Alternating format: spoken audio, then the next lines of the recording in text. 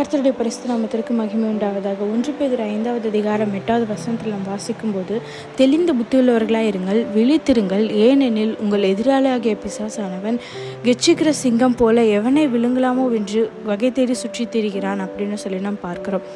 So இந்த இடத்துல பேதுரு சொல்லும்போது விழித்திருங்கள்னு சொல்கிறாரு. விழித்திருங்கள்ங்கும் போது நம்ம கண்களால் மாத்திரமல்ல, ஆனால் நம்ம இருதயத்தின் அளவில் நம்ம விழித்திருக்க வேண்டியது மிகவும் அவசியமாய் காணப்படுது. ஏன்னு பார்த்தீங்கன்னா, அந்த பிசாசானவன் எப்போ நம்ம பயப்படுத்தலாம், எப்போ நம்மளை விழ வைக்கலான்னு சொல்லி அவன் எதிர்பார்த்து கொண்டிருக்கிற ஒருவனாய் காணப்படுகிறான்.